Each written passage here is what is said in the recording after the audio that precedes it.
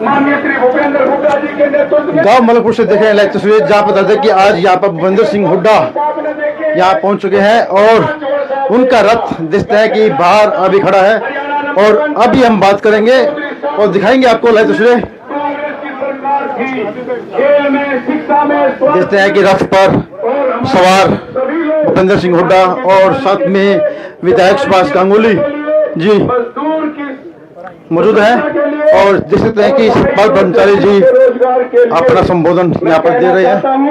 हमारे चौधरी साहब के नेतृत्व में जो मैनिफेस्टो बना है, ये ऐतिहासिक मैनिफेस्टो है, संकल्प पत्र है। आपने पढ़ा होगा, हरियाणा में आने वाले समय में भाई 6,000 पेंशन, वृद्धा पेंशन, पूरे विश्व में कहीं 6,000 पेंशन नहीं होगी। हरियाणा नंबर 1 होगा पेंशन के मामले में। नंबर 2,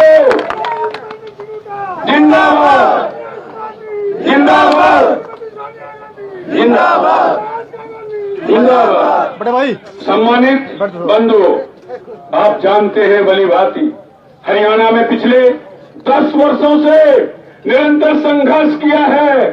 कांग्रेस को मजबूत करने में एक स्तंभ की तरह कोई व्यक्ति खड़ा रहा तो हमारे माननीय मुख्यमंत्री श्री भूपेंद्र हुड्डा जी और दीपेंद्र जी के बारे में कहना चाहता हूं।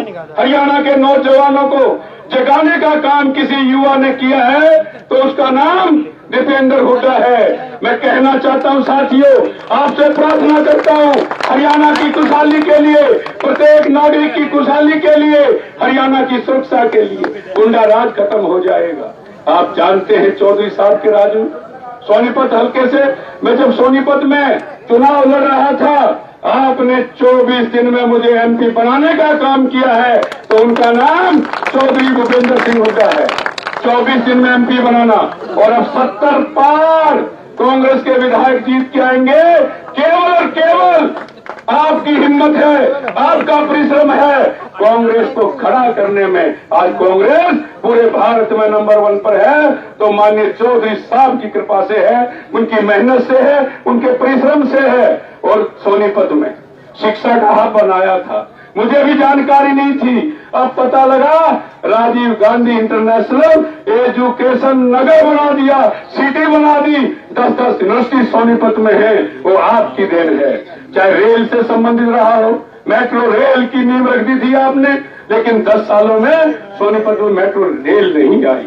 आपने जींद में देखा है, जब जींद में एक भी यूनिवर्सिटी नहीं थी, आपने एक भी एमएलए भी नहीं था, लेकिन जींद पे आपने कितनी बड़ी कृपा की। माननीय चौधरी रणवीर सिंह जी के नाम से जींद में यूनिवर्सिटी बनाने का काम किया। मेडिकल के सारे तैयारी करके आपने तैयारी की थी। आज जींद में मेडिकल आपके नेतृत्व में बनने जा रहा है मेडिकल कॉलेज। मैं बधाई देना चाहता हूं आप सबको, क्योंकि आगे और सामने जाना है। और निश्चित तौर पे मैं वादा करता हूं सुभाष गांगुली को कितने वोटों से जिताओगे?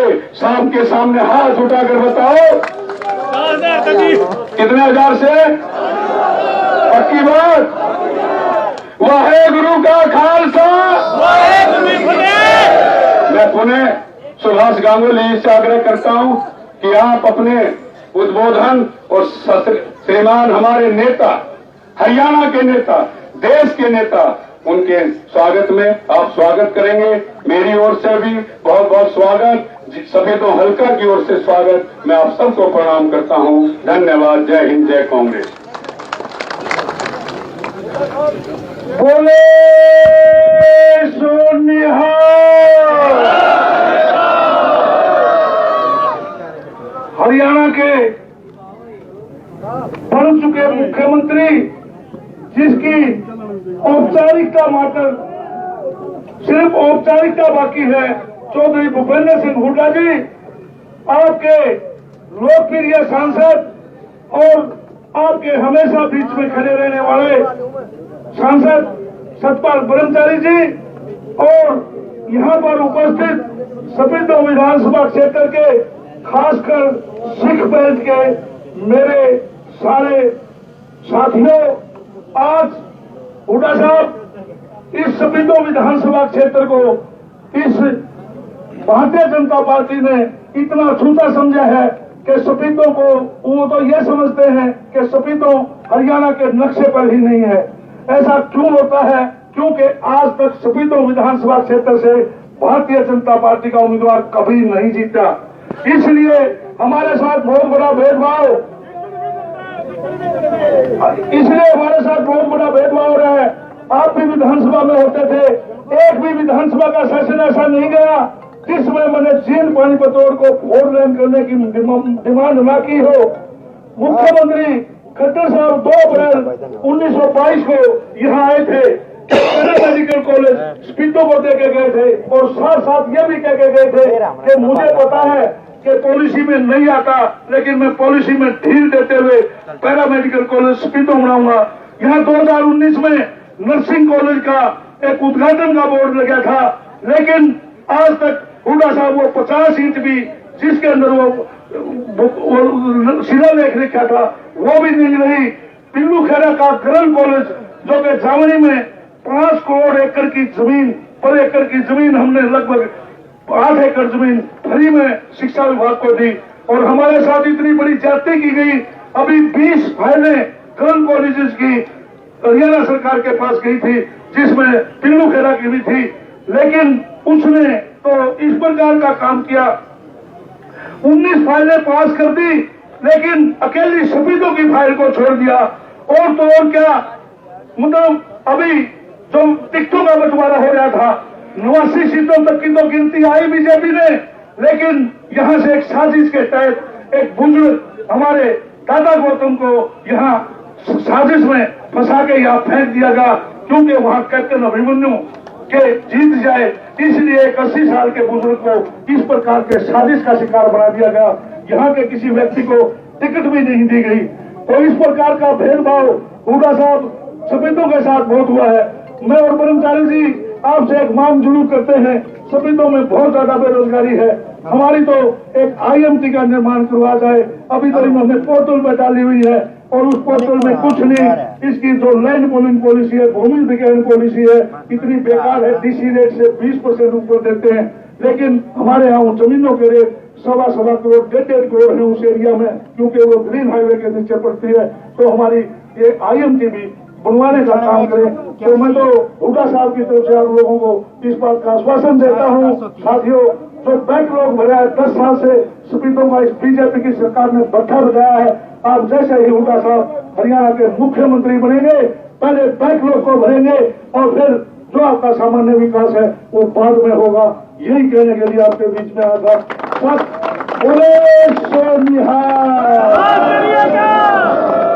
अब मैं निवेदन करता हूँ हुड्डा साहब से, वो भी अपना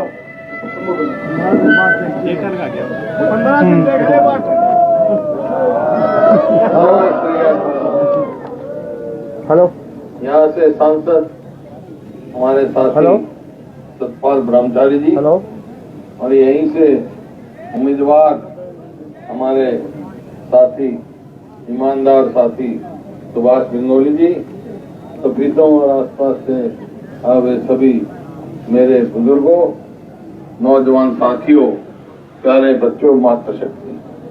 बात तो सारी ब्रह्मचारी जी ने भी कह दी, सुभाष जी ने भी कह दी। मैं आज ये चुनाव 5 तारीख को होगा। हरियाणा का चुनाव है, छोटी सी हमारी प्रदेश है, बहुत बड़ा प्रदेश नहीं है, लेकिन सारा देश टक टक की लगाई देख रहा है हरियाणा क्या फैसला लेगा, क्योंकि हरियाणा का फैसला पूरे देश की राजनीति पे असर करता है। तो आज समय आ गया, अब मैं सारे हरियाणा में घूम के आया हूँ, घूम ही रहा हूँ, जहां पे भी जाता हूँ एक ही बात निकलती है, एक ही आवाज आती है, कांग्रेस आ रही है, भाजपा जा रही है। क्योंकि 36 बरादरी ये फैसला कर चुके कि आने वाली सरकार कांग्रेस पार्टी की सरकार हो। ये क्यों किया फैसला? क्योंकि 2005 से लेकर 2014 तक हमारी सरकार थी कांग्रेस पार्टी की, और 14 से 24 होगी इनकी सरकार। लोगों ने तोल के देख लिया। जिस दिन हमने सरकार छोड़ी 2014 में, हरियाणा प्रति व्यक्ति आय में, प्रति व्यक्ति निवेश में, नौकरी देने में, कानून व्यवस्था में और खेल और खिलाड़ियों में नंबर 1 प्रदेश था पूरे देश में। अब किस चीज में नंबर हो गया? 10 साल हो गया। बेरोजगारी में, महंगाई में, अपराध में, और वे नौकरियों का तो देख लो, 2 लाख पक्की नौकरी खाली है, नौकरी नहीं थी बच्चों में। 2 लाख नौकरियां खाली। और खेल और खिलाड़ियों को तो तुम देख रहे हो, हमारी पहलवान बेटियां जिनको इन्होंने पूरे देश में नाम कमाया, उनको अब तक न्याय नहीं मिला है। तो इस सरकार से सारे किसान हो, मजदूर हो, व्यापारी हो, कर्मचारी हो, सब विमुख हो गए। यहाँ कहा 2022 तक हम किसान की आमदनी दुगनी करेंगे। आमदनी तो दुगनी नहीं करी, लागत कई गुना बढ़ा दी। याद करो 2014 में डीजल का क्या भाव था, खाद का क्या था, कीटनाशक दवाइयों का, आमदनी नहीं बढ़ी। तो इस वास्ते पूरे प्रदेश में हवा बनी हुई, सब चाहते हैं। मैं तो अब ये बात जरूर है, आप जाओगे तो आपसे ये जरूर पूछेंगे कि भाई ये तो पट्टा बैठा दिया हरियाणा का, अगर कांग्रेस की सरकार बनी तो सरकार क्या करेगी? कांग्रेस तो भाई सरकार में बता रहा हूं क्या करेंगे। एक तो बुजुर्गों की पेंशन 6,000 रुपए करेंगे। बेटा मैं इतने बोलूँ, इतने नारे मत लगाओ, नारे मत लगाओ। और 2,000 रुपया मैं महिलाओं को देंगे, और 500 में गैस सिलेंडर देंगे। गरीब आदमी 300 जो है यूनिट बिजली माफ करेंगे, और 2 लाख पक्की नौकरी अपने बच्चों को देंगे, रोजगार पैदा करेंगे। तो ये और बहुत सारी बातें हैं, घोषणा पत्र बता देंगे। और किसान को हरियाणा में एमएसपी की कानूनी गारंटी देंगे, ताकि किसान के साथ धोखा ना हो। हमने 100 गज के प्लॉट दिए गरीब आदमियों को, दलित को, बैकवर्ड को 4 लाख प्लॉट दिए हमने, और 3 लाख चिन्हित किए थे। इस सरकार ने आते वो नीति बदल दी। हमारी सरकार आएगी तो फिर हम लागू करेंगे 100 गज के प्लॉट का नहीं, वो तो देंगे ही, 7-3.5 लाख रुपए का 2 कमरे का मकान बना के देंगे। इस बात से हर वर्ग के लिए।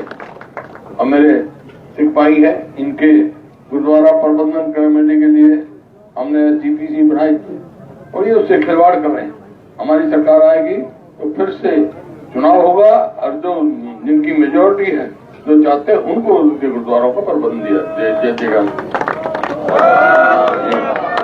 बहुत सारी बातें करनी, लेकिन ये कब होंगे भाई काम? जब होंगे ना, जब सरकार आओगी। सरकार कैसे आएगी? विधायक लाएंगे, तो विधायक तो भाई समाज को यहाँ से बनाओगे तभी तो सरकार आएगी। देखो अच्छा आदमी है, ईमानदार आदमी है, बढ़िया है ना? तो भाई खाली इसे नहीं, मेरे तो अभी देख के वोट दियो सरकार मैं भी था तो भाई फिर एक काम कर लो, अगर सरकार बनानी है और सफेदों ने सरकार में साझा करना है, तो एक काम कर लो। एक काम मेरे कहने से कर दो तुम, दूसरा काम मैं सारे कहने से कर दूंगा ना। एक काम कर दो, एक मैं कर दूंगा। हमने क्या करना है? सुभाष को भारी बहुमत से जिता के भेजना, और हमने क्या करना है? सुभाष को जिता कर भेज दो, मैं सारी काम सरकार बना दूंगा, ताकि आगे काम करें। किसान, मजदूर, व्यापारी, कर्मचारी मंजूर है, बात करेंगे। बहुत बहुत धन्यवाद। तो अभी आप देख रहे थे स्पीतो के गांव मलकपुर से, जहाँ पर आप देखते हैं कि भूपेंद्र सिंह हुड्डा यहाँ पहुँचे थे, और उन्होंने यहाँ पर विधायक सुभाष गांगुली के लिए आने वाले चुनाव में वोट की अपील की, और कहा कि कांग्रेस की सरकार आने वाली है और बीजेपी जाने वाली है।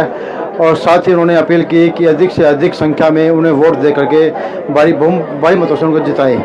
तो देखते हैं लाइव सुरेश स्पीतो के गांव मलकपुर से। इन लाइव को शेयर करें और कमेंट भी करें।